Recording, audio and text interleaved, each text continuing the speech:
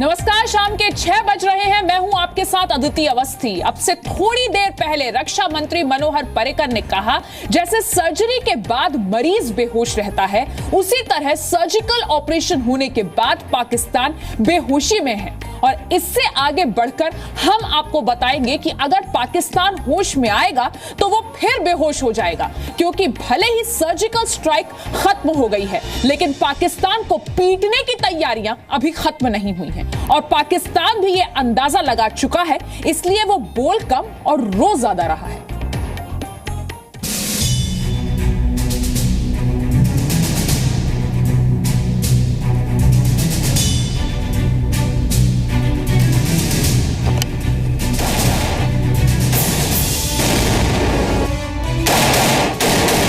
India ने surgical strike का drama करके खबरें फैला के आगाज कर दिया है और पाकिस्तान आर्मी को खुली छुट्टी दे दो कि वो कश्मीर के अंदर 8 लाख फौजियों को वहां से निकाले। ये हिकमत अमली तय करो, जिम्मेदारी अदा करो। एलओसी के पार सर्जिकल स्ट्राइक के बाद पाकिस्तान डरा हुआ है।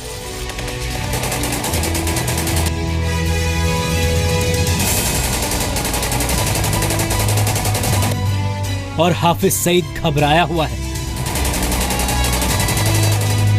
कि हाफिज सईद साहब की सोच एक जमाने में it was worth trying that, हमने ट्राई कर ली, वो नहीं सक्सेसफुल हुई, बहुत कुछ गवा दिया उससे। अब जरूर ये कि क्या हमें बिल्कुल रैप कर देना चाहिए या नहीं, ना करें, मत करें, उनका हक है अपनी सोच के ऊपर ख्याल का इजहार करने का, करें, मगर ऐसी चीज नहीं होनी चाहिए जिसके साथ आपकी रियासत, आपके मुल्क को नुकसान हो जाए। पाकिस्तान खुद हाफिज सईद से परेशान है। पाकिस्तान के पत्रकार हाफिज सईद को दगा हुआ कारतूस मान रहे हैं। हाफिज सईद साहब की एक सोच बरकरार है, वो अभी भी कल परसों उन्होंने एक इंटरव्यू दी, बिल्कुल करें, मगर उसका असर हमारे फॉरेन पॉलिसी के ऊपर नहीं होना चाहिए, और अगर हो तो अच्छा असर होना चाहिए, बुरा असर नहीं होना चाहिए, और ये प्रैक्टिस के साथ ही आपको पता चलेगा। कहते हैं जब गीदड़ की मौत आती है तो वो जंगल की ओर भागता है, वैसे ही जब हाफिज के सिर पर मौत मंडराती है तो वो चिल्लाने लगता है। और तुम सबको जी टीवी वालों और इंडिया के चैनलों वालों, इंशाअल्लाह तुम्हें पता चलेगा पाकिस्तान के फौजी जवान किस तरह इंतकाम लेते हैं। लेकिन हाफिज जितना चिल्लाता है, दुनिया उतना ही हंसती है, क्योंकि छिपकर चिल्लाना डरने की सबसे बड़ी निशानी है। जैसे डर से उसामा छिपा था, मारा गया, वैसे ही डर कर हाफिज छिपा है।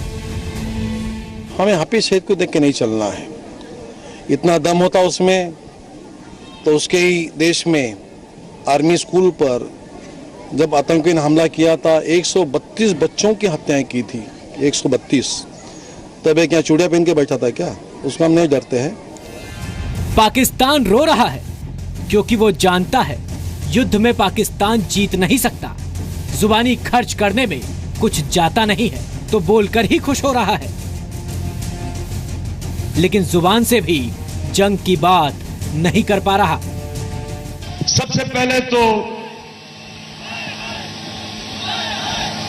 मैं ये वाज़ेह करना चाहता हूं कि मैं अमन में बिलीव करता हूं, मैं जंगों में बिलीव नहीं करता। जंगों से मुल्क के मसाइल हल नहीं होते। मैं सारी जंगों के खिलाफ था। पाकिस्तान रो रहा है क्योंकि उसने अपना घर शीशे का बना लिया है। इससे उसकी करतूत दुनिया को दिखाई दे रही है।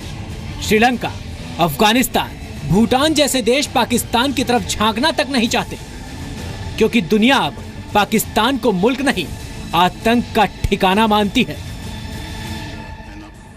एक तो उन्होंने कहा कि मेरे देश में मानवाधिकार का उल्लंघन हो रहा है। मैं कहना चाहूंगी कि जिनके अपने घर शीशे के हों, उन्हें दूसरों पर पत्थर नहीं फेंकने चाहिए।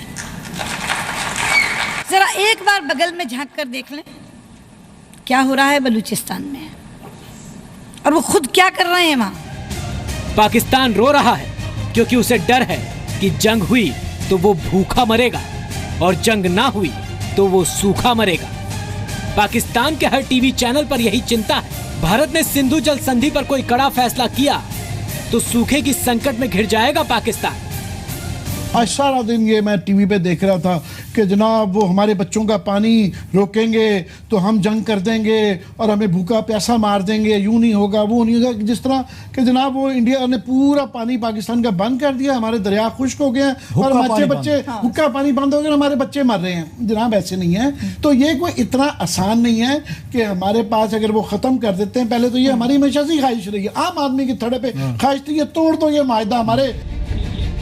लेकिन हाफिज सईद को पाकिस्तान के अवाम से कोई वास्ता नहीं।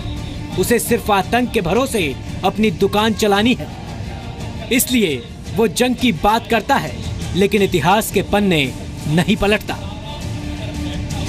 अब जनाब बारी इंशाअल्लाह पाकिस्तान की होगी और मोदी अब सर्जिकल स्ट्राइक होंगी इंशाअल्लाह। तो ये पता चलेगा कि सर्जिकल स्ट्राइक किसको कहते हैं, ये तुम्हें पता चलेगा।